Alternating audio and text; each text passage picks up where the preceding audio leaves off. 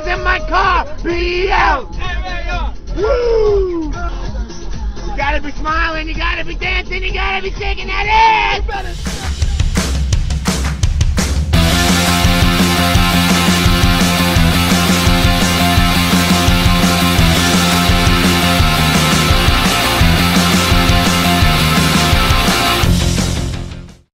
Well, I figured I'd use that intro again because it is technically LDW, and people go DTS around here.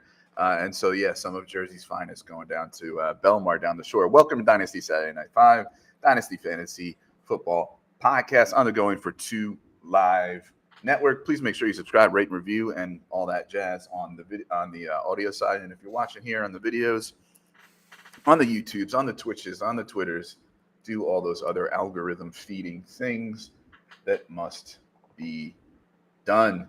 I am here with my co-host. I'm Brian Ford, by the way, and I'm here with my co-host live again, together, reunited, and it feels so good. Josh Walker. Josh, how you doing? I'm doing great. Had to take a few weeks off to get some things in line, but college football starts this week. Notre Dame just started playing Texas A&M. I want to say they're going to win, but I am extremely jaded. But NFL starts next week. This is the best time of the year. I'm ready to just sit and watch Red Zone all day on Sunday. And I'm happy to be back here doing a live show. And also, I just want to say that might be the best intro of any podcast.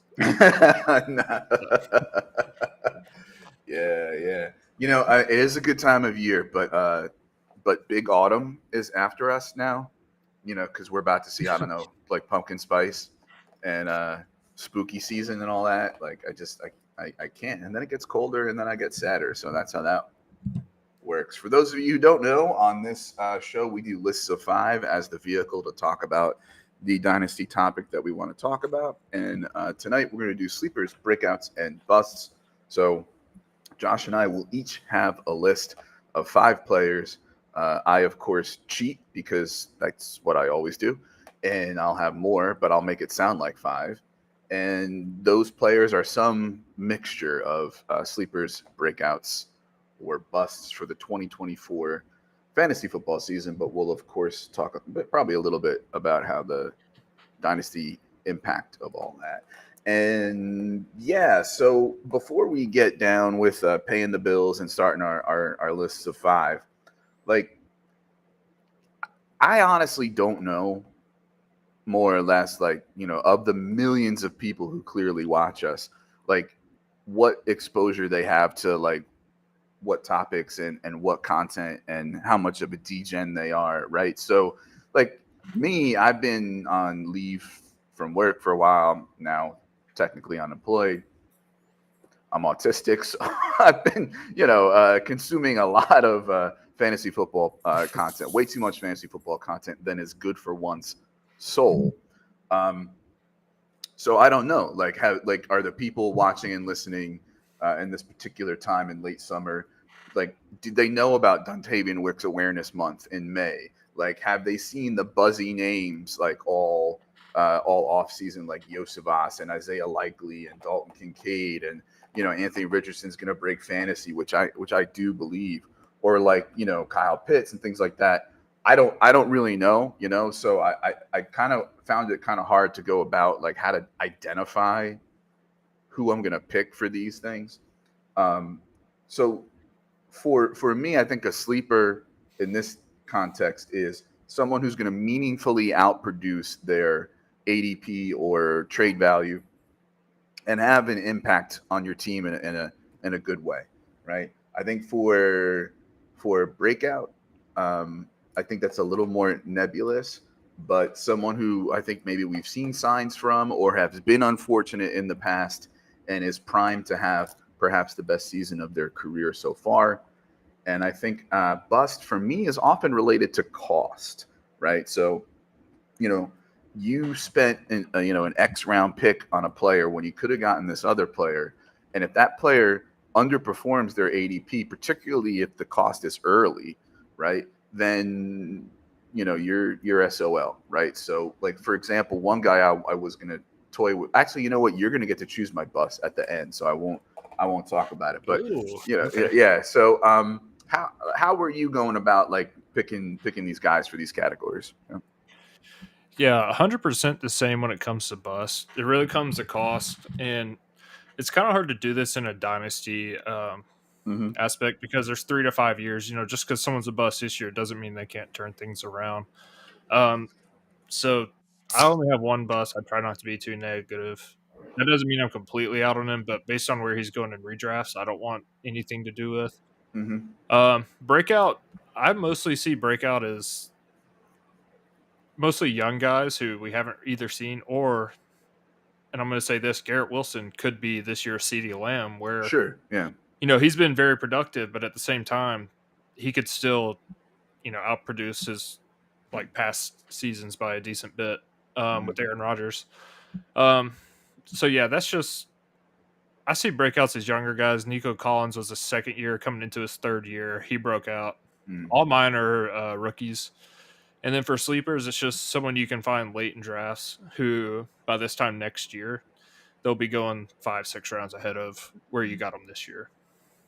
Yeah, and I'm a DGen, and like sleepers are like my favorite topic. I know it's kind of corny because like everybody does it, but like I don't know. I try to, like you said, I try to find like going into the season like the positive case on a million of these guys. Like if this broke right, like a guy like John Mechie the third, right, or a guy like or even somebody more well known like Jalen Wright, like one ankle on one of these guys, and so. And so I didn't really know how deep to go. So, like, depending on who's watching, they're gonna comment like, "Oh, that guy's not a sleeper. Everybody knows about him." So I don't know, right? Like, so we'll go ahead and just do our list in a second here. But 2 questions for you. One, Devon Achane, was last year a breakout or was last year proof of concept, and this year will be a breakout? Yes. No, I do. I think it's both. I think you saw what could be, like, his efficiency was off the charts, like nothing we've ever seen. Like there's no profile to match that efficiency. But at the same time, he was hurt, which was one of the main concerns with him coming in. They say they want to get him more touches, but I think they also want to keep him on the field, so I'm not so sure that they give him a lot more touches.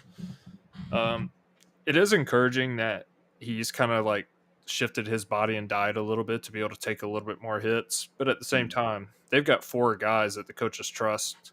Jalen Wright's looking good in the passing game, but Jeff Wilson's still there. He's going to be annoying.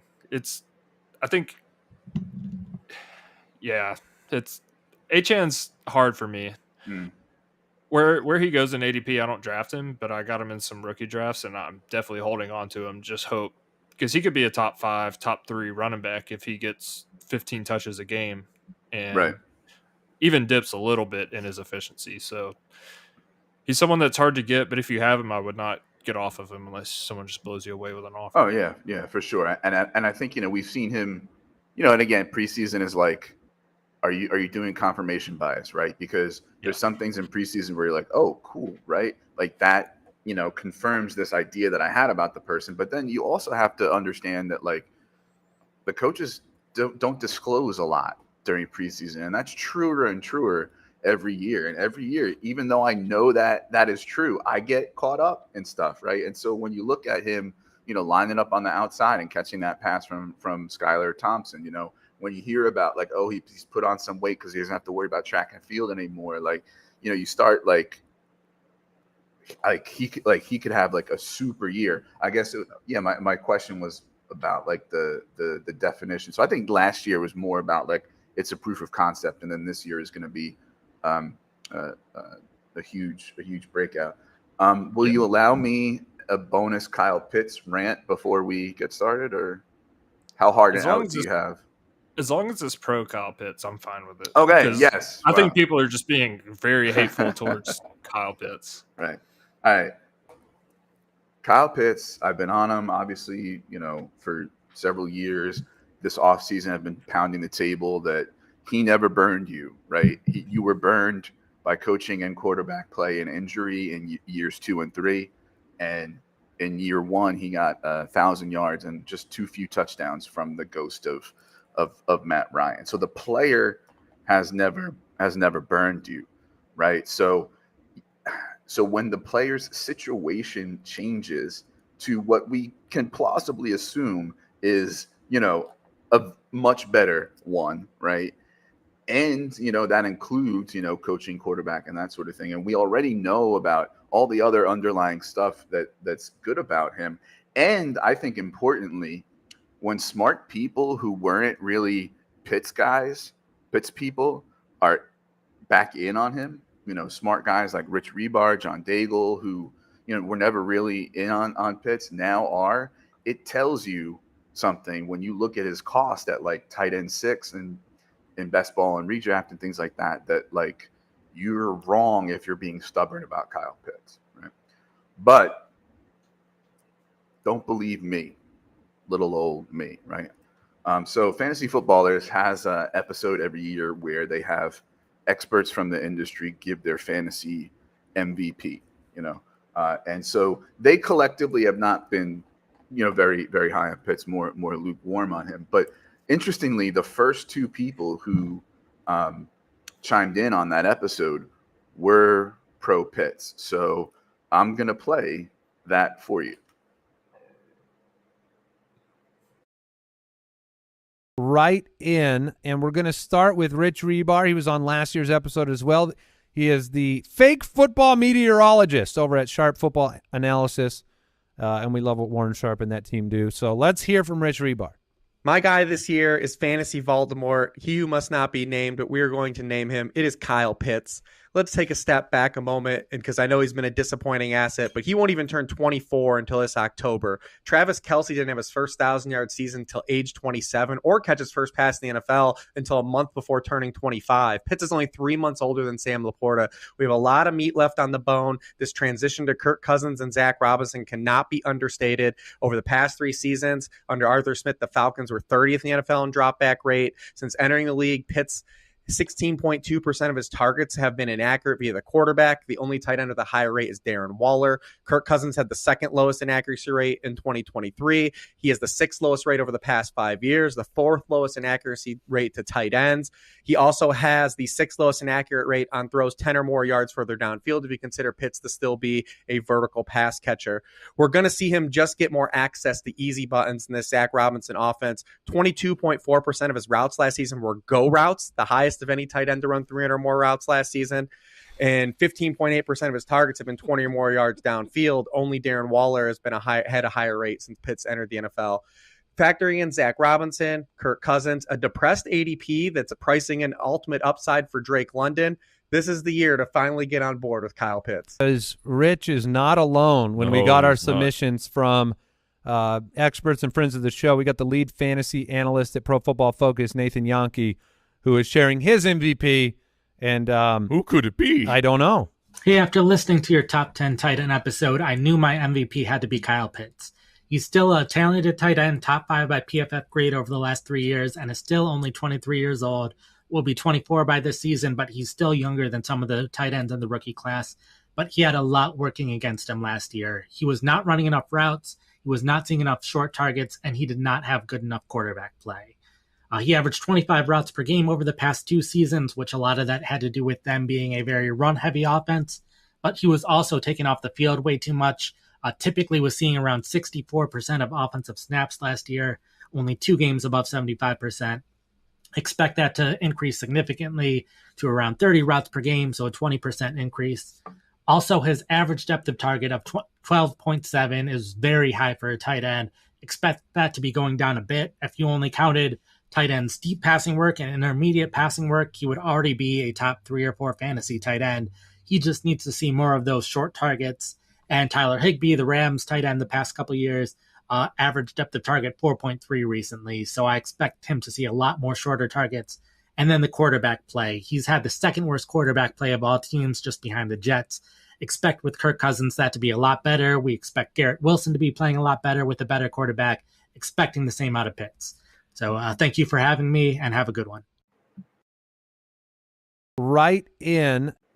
So it's really perplexing for me how when we consider when all things are considered, when all factors are factored, yes, there is on the other side of the ledger 36-year-old quarterback coming off an Achilles and essentially an unknown as far as the coaching and the offense. Like, we haven't seen it yet. And I think also, to credit the doubters, they did not use a lot of like motion and RPO and play action in preseason, which we kind of expected from a McShane Daniel tree. So I understand like no player is without risk, but I can't understand how at cost in 2024 with all those factors, you're not making a bet on this guy's upside. Take it away, Falcons fan. Yeah, I think people are just way too harsh on Kyle Pitts. I mean, for especially seasoned dynasty players, you should know that it's very rare for tight ends to just immediately hit out of the gate and stay productive. Like Rich Rebar said, Travis Kelce didn't get his first 1,000-yard season until 27. I mean, Kyle Pitts did it at 24, but at the same time, change of situation, like absolutely horrible quarterback play comes into play. That's not like I see people on Twitter saying Kyle Pitts sucks. It's like, okay. Like, he's still 24 years old. That's crazy. It's Kirk Cousins was able to like make Hawkinson a top 5 tight end, and I think Kyle Pitts is a decent bit better than TJ Hawkinson. If Kirk Cousins I'm sorry, go ahead. No, go ahead. If Kirk Cousins is like 80% of Kirk Cousins, right? I think we're fine with London and Pitts, right? And the offense in general. At the same time, let's say Kirk Cousins isn't that or re-injures something. Oh, by the way, they have Michael Penix behind him, which I think you and I still agree that it was a poor asset management draft pick. Yeah. But guess what he does well? Like, throw hard pretty accurately. Like, I think he's a little more sometimes arm strength than arm talent. But like, if someone wants to throw dimes on inbreakers to London, like, Penix can do it, right? So like, even the quarterback part is like you have an out. So yeah, it's just baffling to me that people are still I mean, and you got one of the passing coordinators and guys under McVay in coming to Atlanta now. So I mean, Pitts is the 1A, 1B with Drake London for number 1 for targets. So I don't get it. And I will admit I have zero Pitts shares. Every time I try and draft him, someone just gets him right before me, and it's so hard to trade for him because most people that have Pitts right now are Pitts believers. Yeah, which is the weird thing because they went and bought him when he was cheap, which is very smart to do, and I should have done that. I kind of slacked in trading this past year. I know the struggle with that. All right, so this episode is brought to you by Underdog Fantasy. Underdog has it all. Best ball is winding down, but Underdog has player pick'ems throughout the year, DFS, etc., and they're not just football. Underdog has every major sport. Sign up now with the promo code GF2 and get your 50% deposit match of up to $250. Once again, if you go to underdog.com or the Underdog app and use the promo code GF2, you'll get a 50% deposit match of up to $250. For those of you watching, got the shiny QR code for you. And it's that simple. Sign up, deposit some money, start playing, maybe even start winning. I am just glad that Hot Best Ball Summer is winding down because I'm a draft junkie and I need to not spend some money. So we'll see how my way overweight exposure to rookie running backs is going to do. All right. I've talked a lot. Start us off on your list of sleepers, breakouts, and busts. Yeah, so I'm going to start with the first sleeper, and we were just talking about Kyle Pitts, so I'm going to stay in Atlanta here. I'm going to go with Darnell Mooney. I just pulled it up quickly, Fantasy Pros ADP. Not sure if this is Dynasty or Redraft, but either way, he's being slept on. He's going wide receiver 80 at 189 overall. And I mean, he was a 1,000-yard receiver on a bad Bears team. He's going on a team with a better passing game, a quarterback who's known to be able to support 3 targets, and he's a wide receiver too. And what should be a very good offense on a team that's going to compete for a playoff spot. And he's had injuries, but he's finally healthy. He's looked good through the preseason. Seems to have a pretty good connection with Kirk Cousins. And I think a wide receiver 2 on a team like this, like Jacoby Myers is going way ahead of him. Mm. And the quarterback play is not going to be as good. The offense overall is not going to be as good. And at cost, I'd rather have Darnell Mooney. He's been the wide receiver 1 before. I think he can easily step in what's better for him as a wide receiver 2. So I think he's going to far outperform his ADP, and he's still pretty young. So as long as he can stay healthy, he's going to be going a lot earlier next year than he is now, and that's why I have him as a sleeper. Yeah.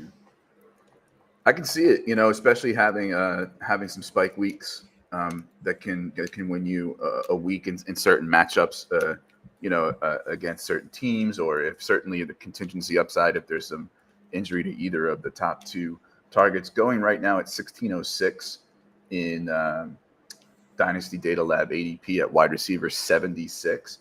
That's close to where I have him as far as rankings go, but in a startup, I'm just looking at the board here. That's kind of when those young running backs that I like to really get into are kind of drying up a bit, and so maybe take a swing, on a guy like Mooney. But in an existing league, the trade cost is low for sure. I mean, you can probably get him for a third and a fourth, something like that, from somebody who needs to shed, a wide receiver. And injuries, bye weeks, things like that, he could definitely well outperform his ADP. I mean, I have him wide receiver 59, right above Roman Wilson and Jacoby Myers. So I'm pretty higher, but I'm also really high on this Falcons offense. Not just because I'm a fan, but I mean, even with Arthur Smith, that sometimes just based on the weapons they had, they looked all right. So I think it's just going to be light years better than it was last year. Right. For sure. All right, let's stay in the wide receiver department. And because I cheat, my breakout is going to be 2 young wide receivers who I'm generally above consensus on, and that's JSN and Xavier Worthy.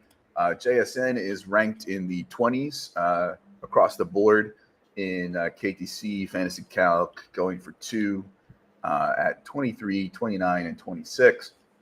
His DDL ADP is the 612 wide receiver 31. Excuse me, I have him ranked as wide receiver 19 in a tier of 18 to 26. And people are sleeping on this.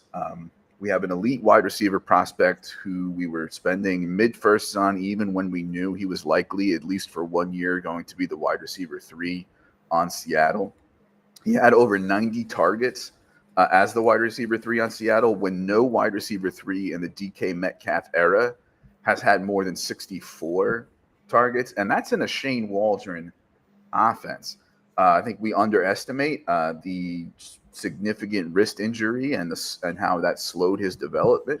And he did get better as the season went on, as did his criminally low ADOT to start the year. They kind of used him as a screen guy, and not much else. But as the season progressed, the ADOT went up, the production went up. And oh, by the way, if you look at the peripherals in a small sample size, he's better on the perimeter than he was in the slot. So you can move this guy around. Who likes to move guys around? The UW offensive coordinator, Ryan Grubb, who's now in Seattle. He knows how to move guys inside and outside. He knows how to handle 3 wide receivers. Geno has had the number 1 completion percentage over expectation since coming back, like his bounce back year, and Seattle in preseason under the Ryan Grubb offense per Hayden Winks is 2nd in motion, 5th in RPO, and 5th in play action. Lockett is in decline.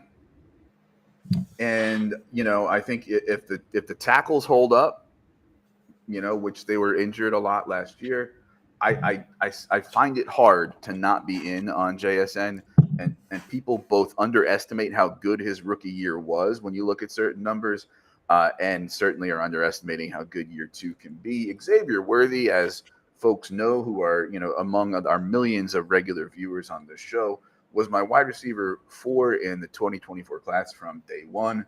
KTC 26, Fantasy Calc 24, going for 229, DDL ADP 26.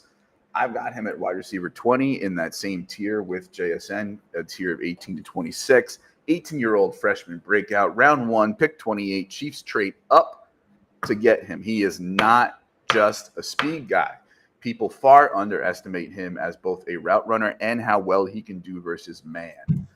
He will have a versatile role on the Chiefs because he can run routes. He can do a little bit of the short game where 39% of his targets were in college. He can do some of the quick twitch that you want in that short game and in the intermediate. And oh, by the way, obviously very fast, and he can get open deep. He puts guys on skates sometimes. This is not just some trick play guy. And even if you do look at some of the flaws he has, which I will not deny, he got to go to an Andy Reid offense, right? And so, if there's one coach who's kind of a magician who's going to mitigate some of the flaws that Xavier Worthy may have, which we're already seeing him do with formations and stuff, it's going to be a guy like Andy Reid. This is not Jalen Hyatt and Brian Daboll. No offense to them, but that combination is not Worthy and Andy Reid. And yes, there are people who are poo-pooing some of the preseason stuff, and I get it. First of all, it's preseason. Second of all, a certain I think there was something on that big play that went viral where there was some defensive mistake or something, and people what you have to is take that 30,000 foot view and say this is an indication of what the guy can do on a Patrick Mahomes offense that finally has some good higher ADOT pass catchers to the moon for that offense. And so Worthy is going to go along with them and have a breakout. JSN and Worthy breakouts. What say you? No, I love it. I've been talking about JSN. He was my wide receiver 1 a few years ago. I hyped him up, and I like to look at college stats not as an end all be all, but looking at JSN in 2021 when he was on a team with Garrett Wilson and Chris Olave, both Garrett Wilson arguably top 5, top 6, Olave top 10, and he outpaced him by 25 target or receptions. He had 95 to Garrett Wilson 70. He had 1,600 yards, and Garrett Wilson had 1,058. Olave had 936, and he had 9 touchdowns. And there's been interviews with both Olave and Wilson saying, "Yo, JSN's the best receiver on that team." So that's not all I'm making the analysis on, but coming down the stretch, he looked really good. They trusted him in some big games on some deep passes. I think with Lockett declining, he's going to be a 1A, 1B with DK Metcalf. I actually have him 2 spots ahead of Metcalf. I have JSN 17, Metcalf 19. I've had JSN in my top 20 since he was in the league. That wrist injury is huge. It not only affects you catching the ball, but also being physical with the defender. Being able to, use your hands, push off smartly, and be able to run your route. So I'm in on him. Marquise Brown's already hurt, so he's had injury issues. Xavier Worthy's, I think, if not the same player, probably a little bit better with a lot more upside. What I want to see with Xavier Worthy is how well he works with Mahomes when Mahomes rolls out of the pocket and kind of starts a freestyle, because as quick as he is and fast as he is, he should be able to get open. If he can get that trust to where on broken plays that they can connect, he's going to be absolutely massive for fantasy. And I love both of those. I don't think we talk enough about contingency upside when it comes to wide receivers, right?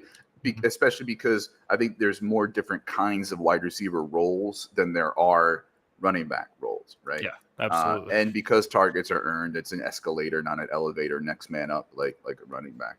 But if there was an injury to or Rasheed Rice got suspended, which we don't think is going to happen this year, but if he had an injury or Hollywood Brown, is injured again later in the year, this guy can do a little bit of what Rice does, a little bit, and a lot of what Hollywood Brown does.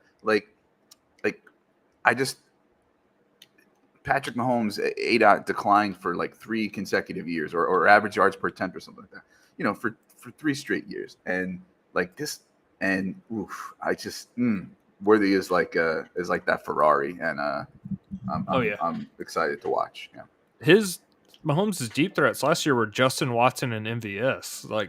what else are you going to do besides dump it underneath the Rashee Rice and Travis Kelce? And like, I want all parts, especially in redraft, any part you can get of the Chiefs offense, because I have Rashee Rice like 24, 25. Yeah, me too. Worthy Yeah. about the same. Like, dude, that offense is going to be great this year. I'm excited to see it. And the Yeah, I Perine think signing Rice is going to lead in targets, and I think he's still yeah. very good in PPR, and would not be surprised if he's the one at the end of the season who is the first. But I think the higher ceiling is worthy. Yeah, For sure. All right.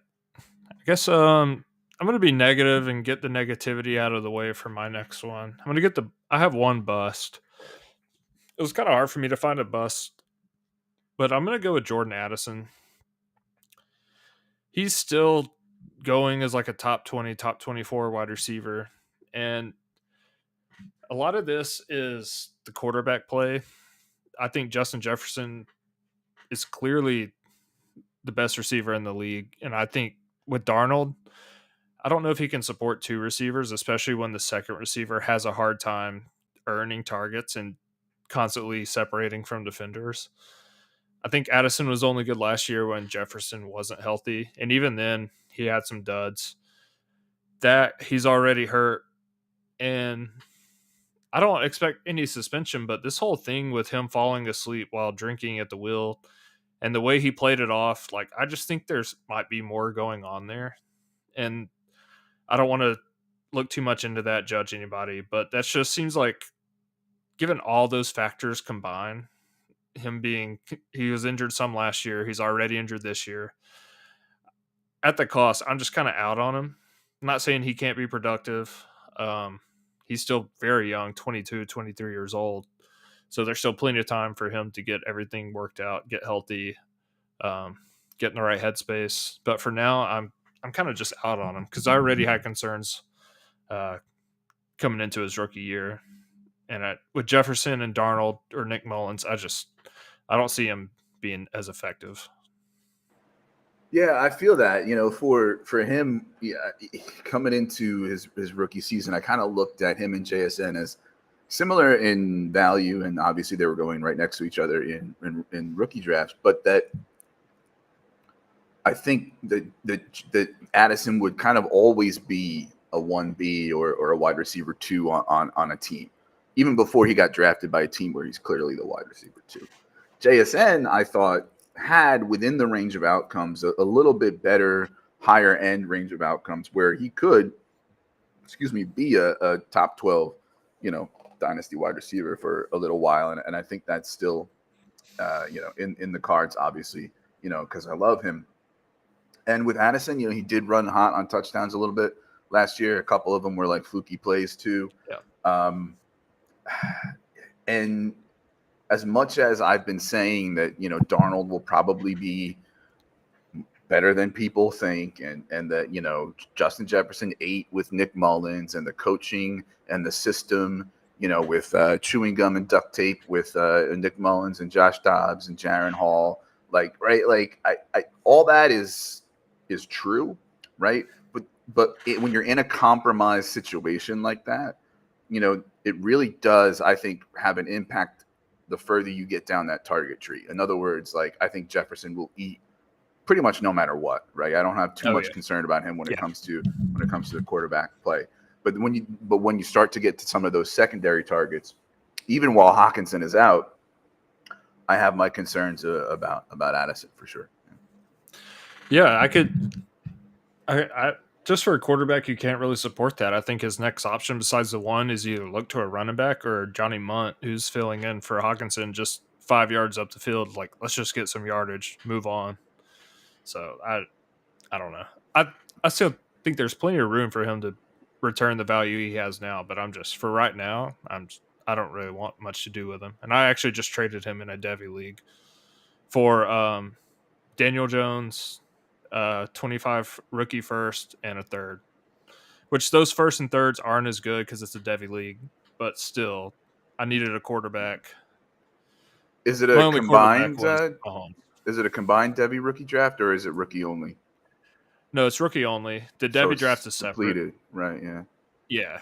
Yeah. I mean, I think that's kind of selling a little low, but it's also kind of moving off a depreciating asset to, you know, secure perhaps some quarterback points if you need it, and then, you know, always good to have draft capital in the cupboard. So, Like, yeah, and in that league, my only quarterback, I have Mahomes and Justin Fields and a few backups. Oh, well, yeah, then yeah, you need And then I also had Cortland Sutton and Deontay Johnson on my bench for receiver depth, so I saw a chance to get off of Addison.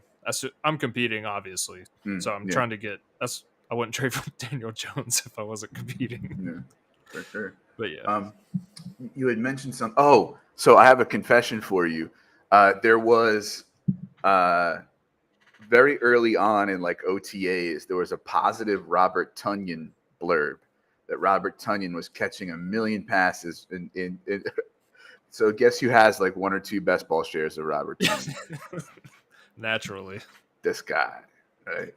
I mean, look, Boy. best ball draft last pick or two. What does it hurt, you know? Outside of that, I'm good. You know what? Why don't I go with my Viking, right? So this is confession time. This is the one that I feel the least confident about, right? Because I'm picking a sleeper in a bad offense that kind of needs a couple things to go right? And that's Ty Chandler. So KTC, he's RB 61, Fantasy Calc has 54, going for 2 composite rankings, 54.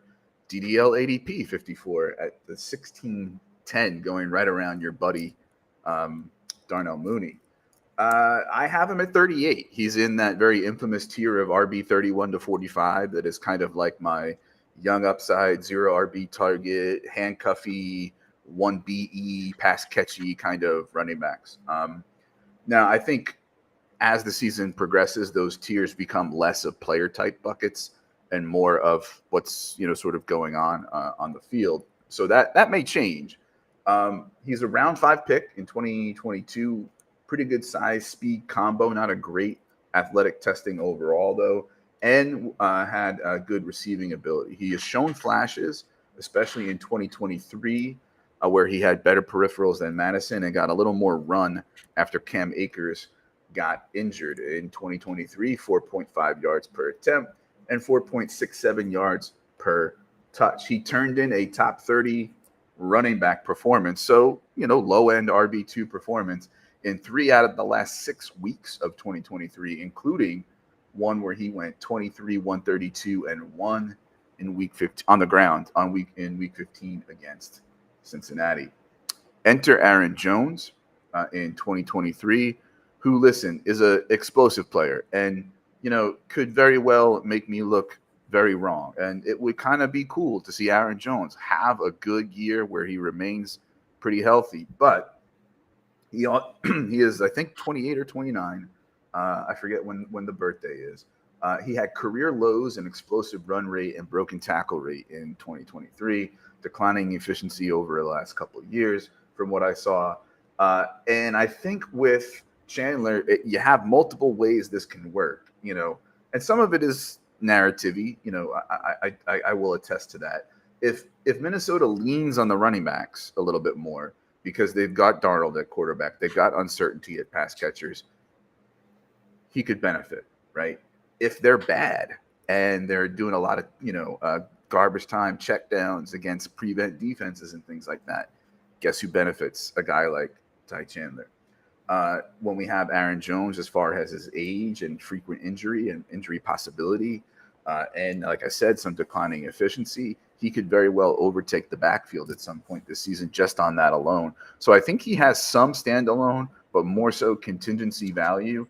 And I think you're getting a discount version of some of the running backs I'm going to talk about later tonight that, you know, make the nips a little bit more hard than Ty Chandler does. But I wanted to put him on here because not that I'm saying, you know, he's some, you know, gem and uncovered nugget and I'm some genius. I just, you know, he's the guy that I had sort of on my long list of possible candidates who people are speaking about less than some others that we're talking about tonight. So I figured I'd throw him on.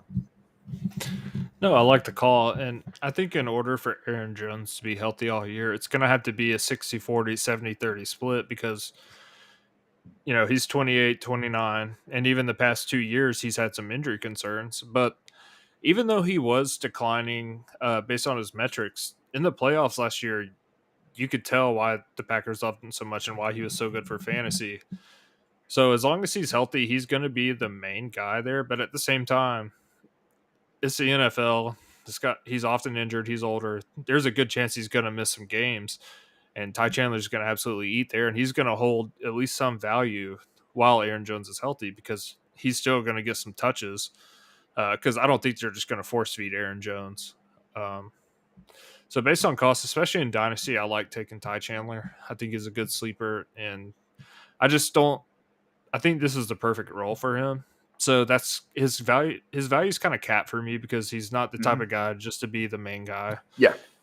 But at the same time, like, this is a perfect situation.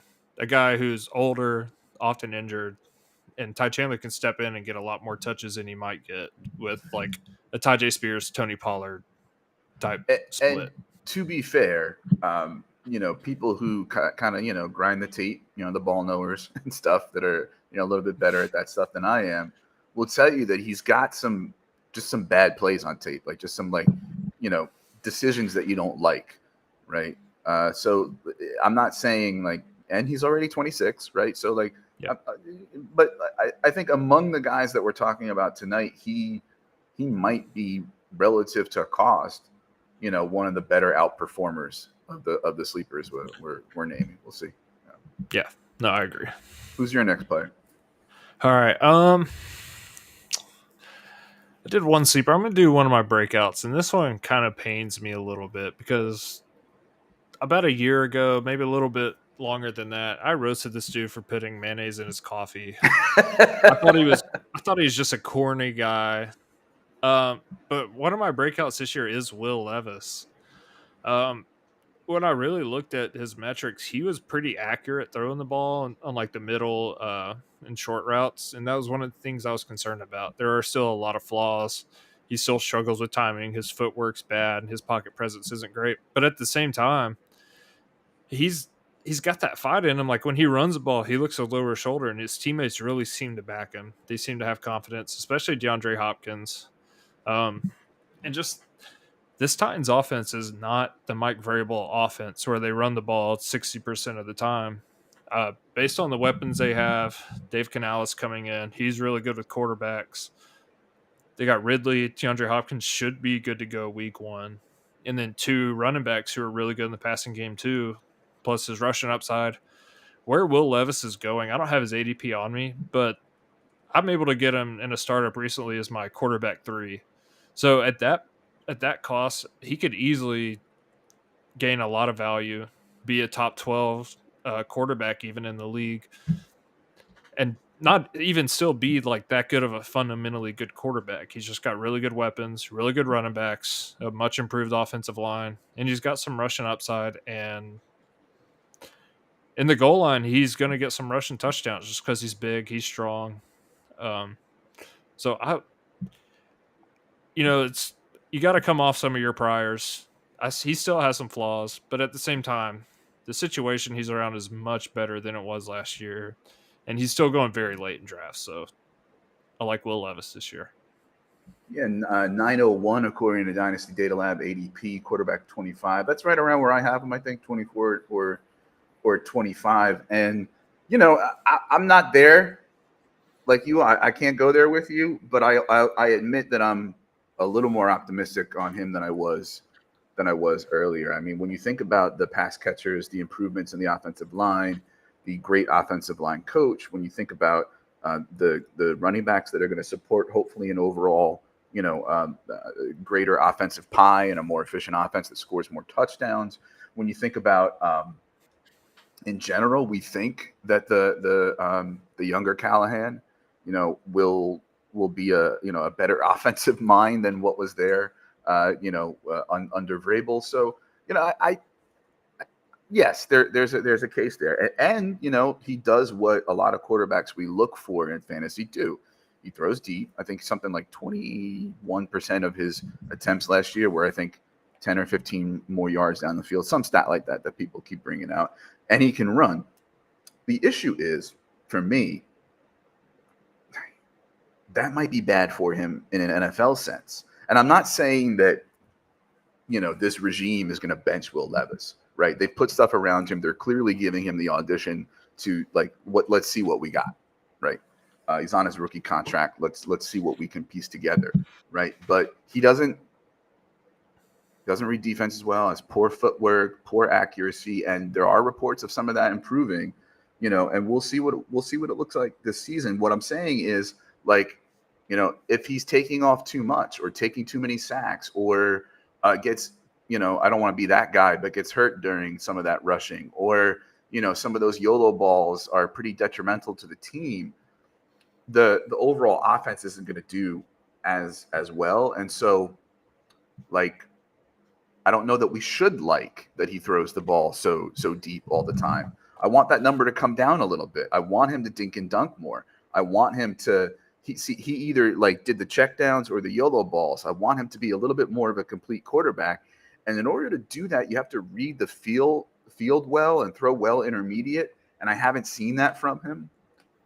But there's certainly upside. So I'm in the camp of he's going to be better than last year. I probably wouldn't pay much more for him now than I would before, but I can't get there on a breakout list. But that's probably the one that we're going to disagree about the most probably tonight. Yeah.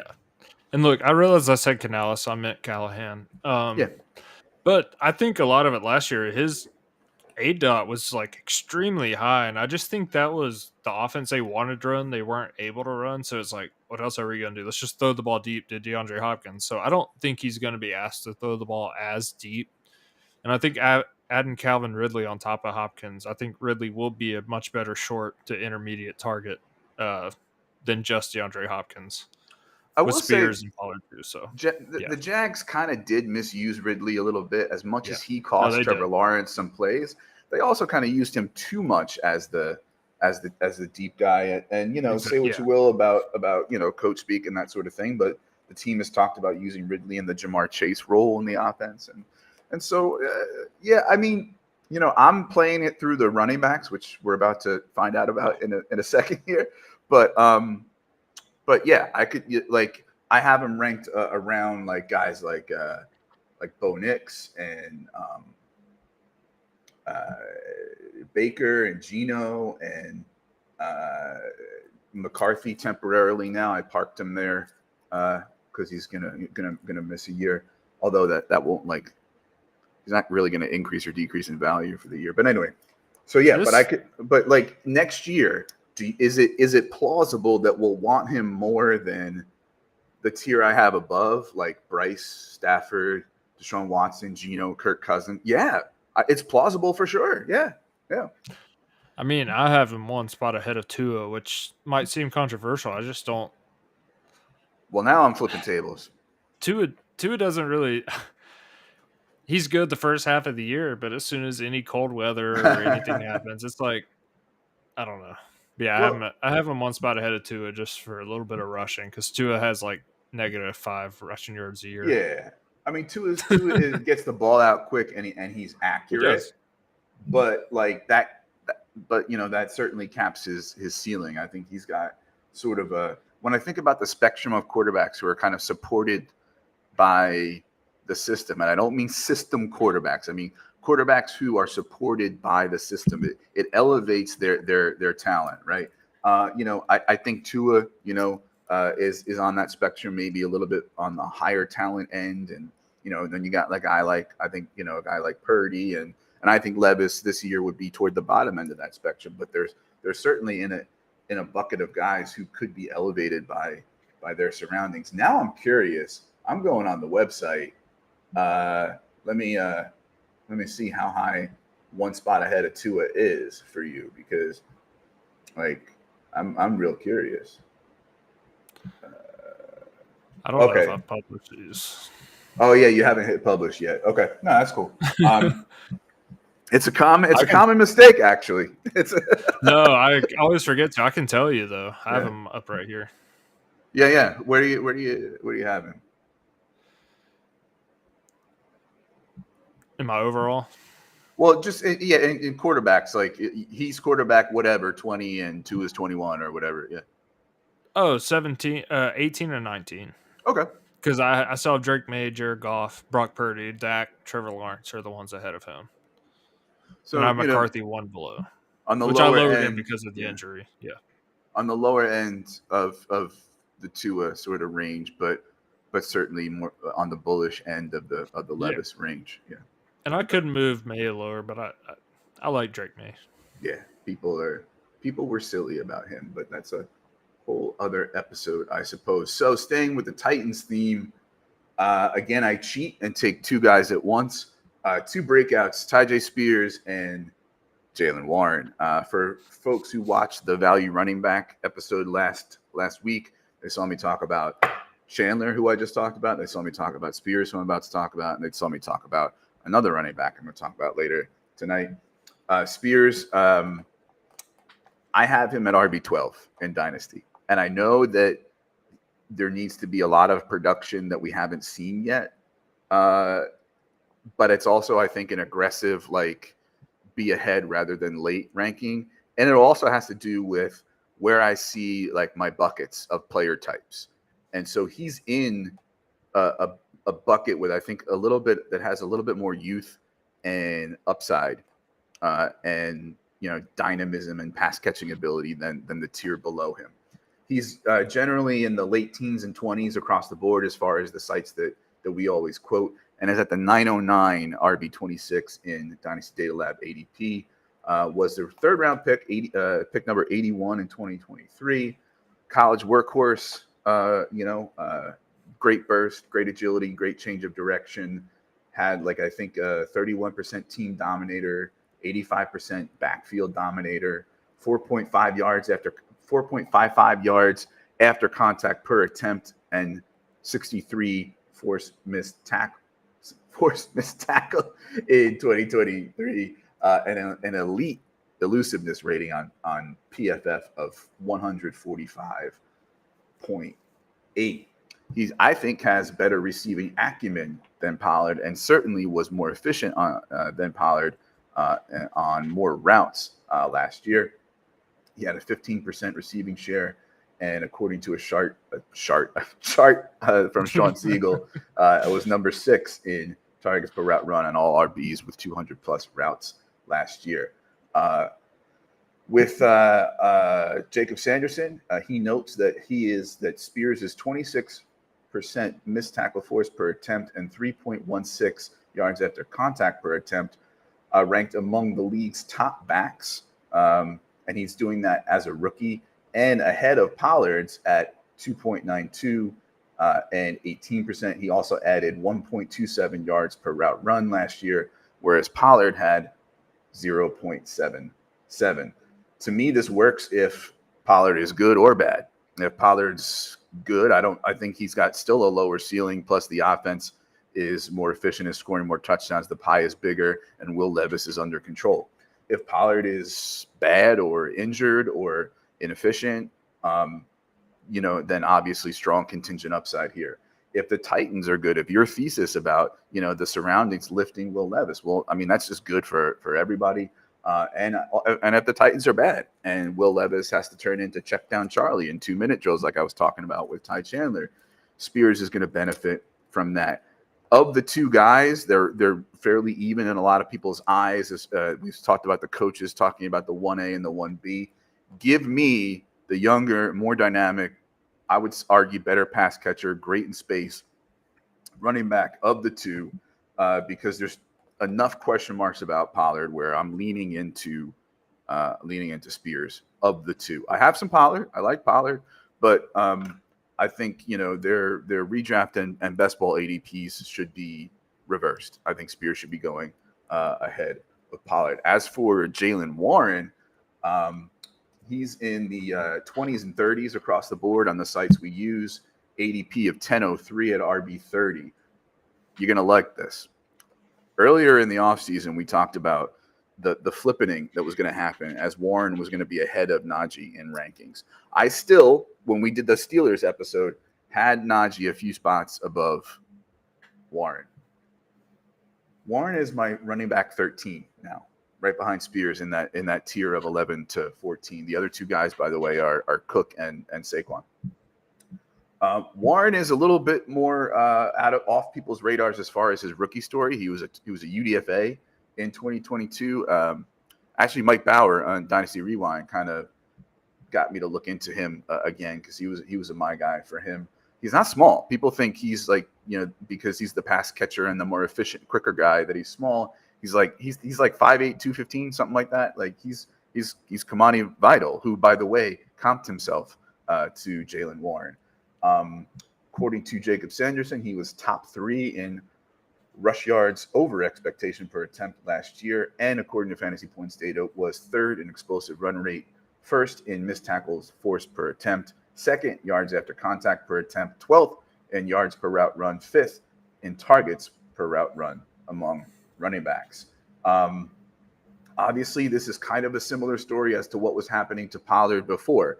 Play the efficient guy, give the efficient guy more volume, right? Than the sort of boring, less efficient, slightly more veteran guy. And so I hesitate to think that we want the volume out of Pollard, out of Warren that we were calling for Pollard. But I think he's got a good Goldilocks zone as far as volume goes. Because in an Arthur Smith offense, the running backs are going to eat, right? And when we have this quarterback play, with the Steelers, I think the running backs are going to eat, right? But at the same time, he does have Najee, with whom he, pretty much was in a pretty even timeshare as far as snaps go last year, to take some of that load off of Warren. So he's in that perfect zone where he's going to get enough volume, but they're not going to run him into the ground like they could do with Najee, or not say run him into the ground, but they don't have Najee signed, next year. So it's like, what are you going to do with protecting your assets? Anyway, so obviously very good receiver, very good pass pro, means he's going to be reliable on a 3rd down. I think similar to the Spears argument, it works if the veteran back is good or bad. It works if the offense is good or bad, and standalone and even more contingency value than Spears. So sorry for going on so long, but I love to talk about these lovely running backs, Spears and Jaylen Warren, as breakouts, but also the running backs in the backfield that you will want over the other. Yeah, I agree with you, and I thought I was high on them. I have Tyjae Spears 16, Jaylen Warren 19, and I saw you had him 13, but the guys ahead of Spears just have more volume for me. Rashad White, he's a clear one. Pacheco, Kenneth Walker, James Cook, Josh Jacobs. So that's not saying he is going to be a clear split. So that's the only reason I have those guys ahead of him. But I do think Spears I'd much rather have over Pollard, especially given Spears is 23, Pollard's 27, 28. And as far as Warren goes, I have him one spot ahead of Najee. And for Arthur Smith, it was 55-45% roughly with Bijan and Algier. And the discrepancy between talent between Najee and Jaylen Warren is less than it is between Algier and Bijan. So I think it's going to be almost a near 50-50 split, which is close to what it was. I'll just take the more efficient guy, but I'm afraid in this offense, Najee's just going to eat near the goal line. I think he's going to be the goal line back. So I might move Najee one spot ahead of Jaylen Warren just because of that, but at the same time, it's split. No, I'm just kidding. All right, my next one, and this is someone who I started out very high on, then kind of slowed down on, but now I'm back on after I've realized my priors were confirmed. It's Brian Thomas Jr. I had him ranked really high in the rookie drafts, but once I started thinking about it, saw the landing spot, I was kind of afraid like he was a one-trick pony at LSU. But looking at him in the preseason and how he's done, how he's able to run a lot of different routes, not just be a deep threat. And plus, given how he scored touchdowns on an insane amount of touches, like every 4 or 5 touches was a touchdown, I'm back in on him, especially based where he's going. He's going a lot later than he should be, and I think he's going to return really good value. I think he's going to surpass Christian Kirk as the wide receiver 1 on that team. And I think he's going to be what people thought they were going to get out of Ridley last year. I think he's more explosive, faster. He's not as good of a route runner as Ridley is, because Ridley in his prime is top 5 or top 10 route runner, but I think he's good enough to make up for it. Better hands, more physical, a bigger receiver. I just hope they use him right. But based on the preseason, I think he's going to be really good. And I shouldn't have second guessed myself because I don't have too many shares. Because by the time I started drafting, I started having doubts. I was taking Brooks towards the end of the first round, which I don't regret that. But it's just, I guess, kind of a lesson to stick to what you think, especially early on, before anything happens. Like, I was just listening to people on Twitter, listening to media being like, "Oh, he's going to be a buzz. He's boomer bust." Just trust your priors, trust your eyes, your brain, and trust your first instinct. Yeah, I still kind of think of him when we think about the pecking order of the rookie wide receivers. Just, if I had to stack them, I still kind of think of him roughly in the same range. I think I had him at like 6 or 7 going into things, and I think I have him at like 5 or 6 now. Earlier this offseason, like I had him in the early 40s as far as wide receivers go. And then you just, you can't deny the drum beats, right? And when you see that, there's fire to that smoke probably. He is what Trevor Lawrence needs. Trevor Lawrence has a very good arm, and I think wants to and needs to be good throwing deep.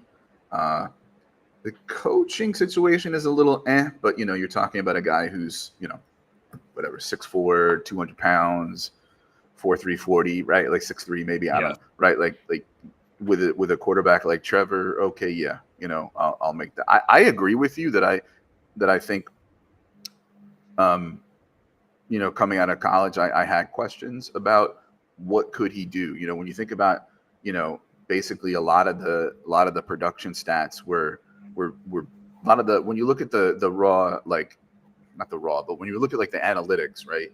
And you see like, oh, this per and this, that, and this number here, right? There was some stuff that you didn't like, and the stuff you did like was kind of buoyed by like a lot of long touchdowns, right? And like, is that going to hold up, And, like little things like, the LSU defense was crap, so they had, et cetera, right? But I did like him a little more than A.D. Mitchell. And I had similar concerns about A.D. Mitchell, but not as much as I did with Brian Thomas, which I think is why I'm sort of faster to believe that Brian Thomas's game is adjusting. And and when you look at the positive drum beat over the offseason, yeah, he's definitely risen in my rankings. Yeah, I think also I got burned, which I was never super high on Terrace Marshall, but Terrace Marshall in 12 and 7 games had 13 and 10 touchdowns with LSU. And he was athletic. He ran a pretty good 40. He's not as good of a route runner, but I was kind of afraid after seeing Terrace Marshall play out that Brian Thomas might be that, but I don't think at all he's going to be. I think he's a dynamic player. All right, I'm gonna professional segue to another rookie, Bucky Irving. This part of my list is Rachaad White bust / Bucky Irving sleeper. Maybe not a breakout, but the kind of guy who late in the season is the guy that you're gonna want. Obviously, we've talked a lot about how inefficient Rachaad White has been. According to PFF, even on perfectly blocked run plays, his production was far below other running backs on perfectly blocked run plays. He's a volume hog. He needs volume. He needs a lot of it. And it was easy to get that, after Fournette leaves and when your backups are Chase Edmonds, Sean Tucker, and Keyshawn Vaughn, right? It's not true this season. Enter Bucky.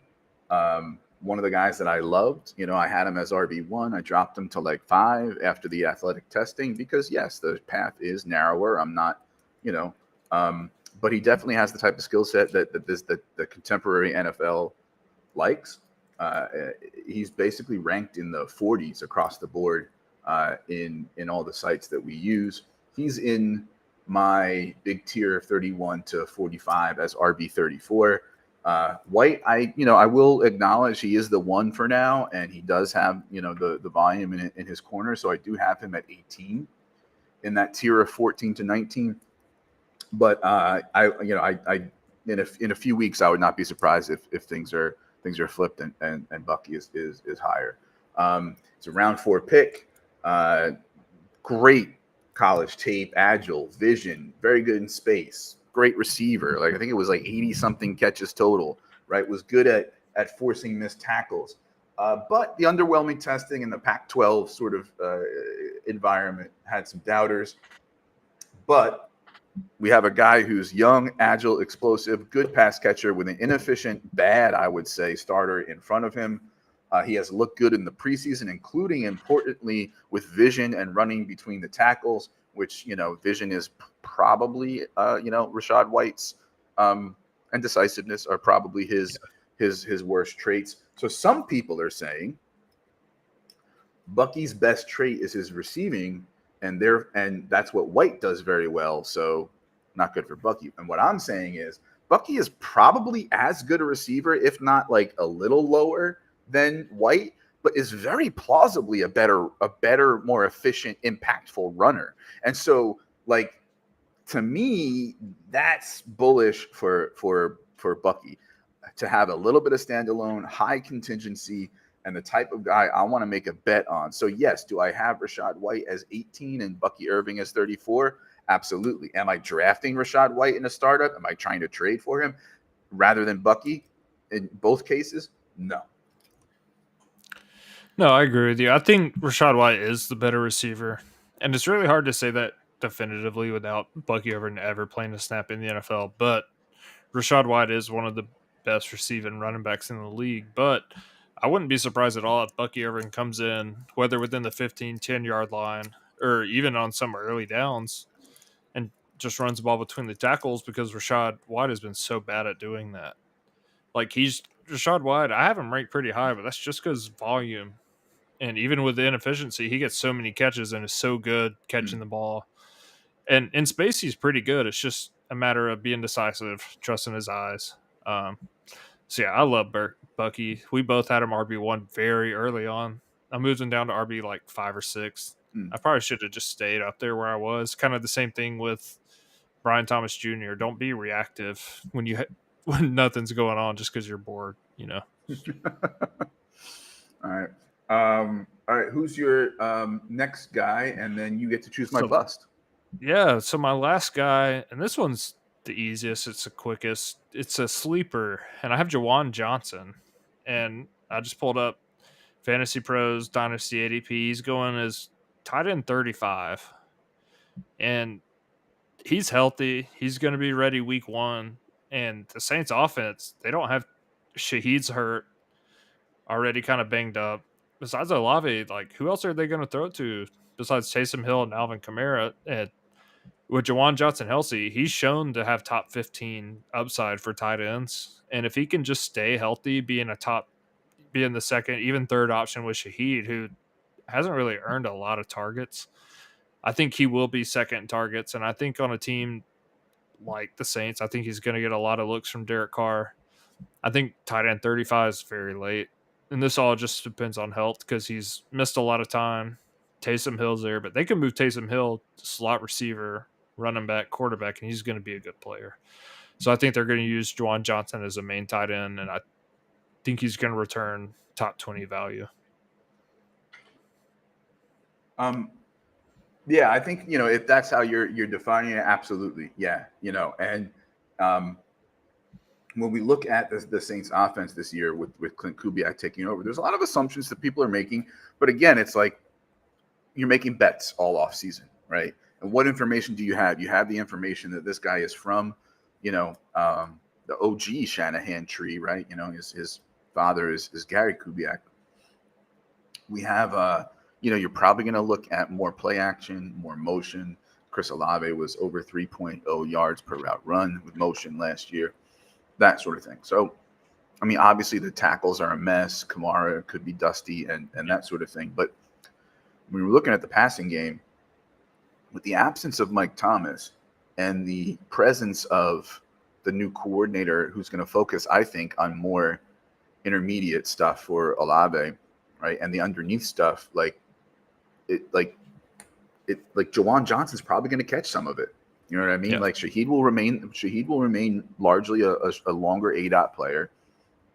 Olave, I think, will be a mix, and then I think Jawan Johnson is going to be a good intermediate target for quarterbacks who, because the line sucks, are probably going to have to get rid of the ball kind of quickly.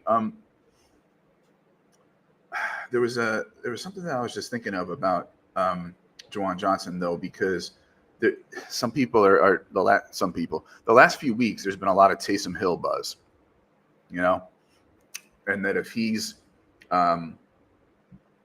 designated as a tight end on the site you're using, then hop on him because he's going to be a sleeper. And I get that. And there's always going to be those Taysom Hill wacky weeks. There's always going to be a chance where he's used at the goal line as a running back. But if you're hard up for a tight end too on your roster, and you're thinking about guys who could outperform their cost, guys like Jonnu on the Dolphins and Jawan Johnson, which you just named, are good targets this year.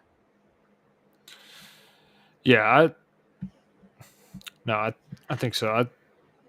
Jawan Johnson has shown top 12 upside when he's healthy. He's earned targets and touchdowns. And even if Taysom Hill does have a T and an E next to his name, they're going to move him all over. He's going to take snaps out the backfield from receiver, even from the tight end spot. But I don't see Taysom Hill as being a reason to not take a shot at Jawan Johnson. And if you draft like me, I don't reach for tight end unless the premium is really steep. And even then, I feel like people just get too overboard with it. I've always kind of punted tight end.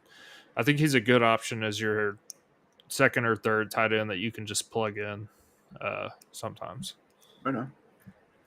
All right, so the last one is my main bust for the night. I've given you 4 that I think are kind of juicy because, I think people love these guys. So you pick which one, and I will tell you why I think they're a bust.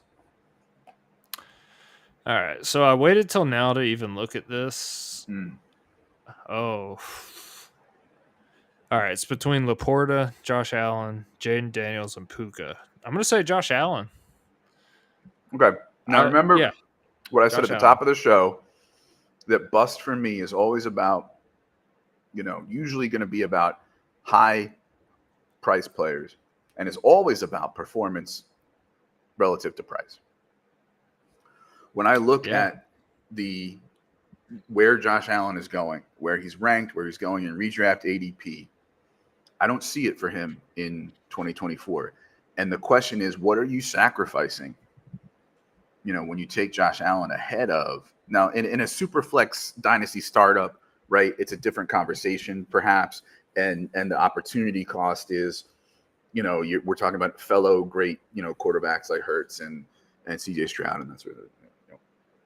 But when I think about just for 2024, and we're looking at what he's going to do, I think about the Bills' offense as changing under Joe Brady and changing to now they may not be number 2 in rushing attempts or rushing rate, which is where they were after he took over last year, but they're going to run. That's what Joe Brady likes to do. And they have 2 very competent backs who I keep calling, the Walmart Temu version of Gibbs and Monty, right? I think with the pass catchers they have and with Joe Brady at the helm, their offense is going to be more of a scheme-based sort of efficient, matriculate down the field offense. And they're going to ask Josh Allen to not put the team on his back and YOLO as much as they have in the past, right? And that's going to include at the goal line. Josh Allen had 15 rushing touchdowns last year, right? And they did the tush push almost as well as Philadelphia did, right? Now, a lot of those, I think 8 of them came very close to the goal line too. I'm not saying he's going to lose all those carries. That would be wrong, right? But how many times are they going to be down at the 2 instead of just in that particular play, the guy didn't fall down and they scored, right? On top of that, the backs that I talked about earlier, Ray Davis, I've been saying one of the reasons they brought him in is to take some of those tough carries off of Josh Allen, right? So I think Josh Allen's running is going to mostly come from the improv that he can do, that he won't have to do as much, and therefore it will be less, and less from the sort of designed goal line stuff, because you've got, bowling ball Ray Davis to do it for you. And that also includes when it's like 3rd and 2 or like 4th and inches, right? Like you now have this other option. And so when I think about the entire sort of offensive environment picture, I think what you're asking of him as the quarterback 1 overall in a lot of redraft and best ball, I don't see it. I don't see it. So is he going to be a bust to the sense where you're like, oh darn, I'm really sad that Josh Allen is my quarterback 1? No, but is it possible that what you're sacrificing, especially where you draft him in redraft and best ball, what is going to be a player that could have won you the season? Yes, I think so. And when it comes to quarterbacks who I think can be quarterback 1 this year, I think he has less of a probability to be quarterback 1 than Mahomes, than Anthony Richardson, and I would say, probably on par or lower than guys like Lamar and Hurts in 2024. Yeah, look, just saying he's going to be a bust. He's still a top 5, top 6 quarterback, but I don't think he's a unanimous QB1. And it kind of bothers me, honestly, people putting Mahomes as QB3 behind Jalen Hurts too. Like, I don't, especially with the receiving core that the Chiefs have, even if take Marquise Brown, if he's hurt, out of it, Rashee Rice, Xavier Worthy, and Travis Kelce, that's way better than Mahomes has had. I just think Mahomes is the clear QB1 for me. After that, I really like Lamar. I like Lamar more than Allen this year. And I think they went and got a 25-year-old Ray Davis and drafted him, just like you said. I don't think they would have went and drafted him that high if they didn't want to use him. And he's looked really good. I think he's going to get a lot of the goal line work, where they would have just had Allen trying to run head-on into defensive linemen like he'd done in the past. I don't think they want to do that. So I'm with you. I obviously picked it. I just don't see Jaden Daniels or Laporta being a bust. Even if they drop a little, if Laporta's still tight end 5 at his age, I'll take it. He doesn't need to be tight end 1 or 2 to hold his value. And I think Jaden Daniel with a depleted receiving core is going to be amazing. I love Jaden Daniel. Oh, he's going to be such a bust. Oh, yeah. No, he's not. No. Do you want to argue about it for a little while? I mean, we're almost at an hour and a half. No, if the Notre Dame game wasn't on right now, I would say. Okay, all right. Maybe we'll save that for another day. So let's land the plane on this, so Josh can go watch the most hated college team in this household play against Jimbo. Is Jimbo still there at Texas A&M? No, it's Elko from Duke. Oh, right. Okay. And we have Duke's old quarterback now, so it's kind of a whole thing. Yeah. All right. Please subscribe, rate, and review on the audio. Do all those things here on the videos that you got to do to feed the algorithm. Like, subscribe, comment, notification, all that jazz. Time for plugs. Josh, where can we find you and your work? You can find me on Twitter at Rotonaut, ROTONAUT. All of my rankings are at Rotonaut or at goingfor2.com. I'm going to do redraft rankings as well as Dynasty. And I just want to say something real quick. If there, out of our million listeners, if any of you are FSU fans, you guys did not deserve to be in the playoffs last year. You lost to Georgia Tech, who's terrible. You thought you deserved to be in, then lost to UGA 63-3. I just think that's hilarious. And I think they've been humbled. I just wanted to... One of my best friends and roommates from college is a big FSU fan. Yeah. You reminded me talking about Jimbo. I hate Jimbo. This was not on my bingo card tonight. No, it wasn't. FSU but hate, yeah. You guys are not that good. I heard okay. or saw something about DJU already wants to transfer now or something. Yeah, I mean, dude, it's terrible. What is? All right. Yeah, you can find me on Twitter at ffjunkie_, rankings at goingfor2.com. Occasionally, when my life isn't way too freaking busy, I try to write an article or two on that same site, goingfor2.com. Going for Two has a podcast for you just about every day or night of the week here on this very YouTube channel. And also, some short ones from B-League Says about props and underdogs and things of that nature. We also have a free Discord with lots of channels, lots of content folks in there, lots of chatter. So please make sure that you go join the Going for Two Discord as well. I guess it's that time again where we can sunset your ATL sign off, and we'll say thanks for watching, thanks for listening, and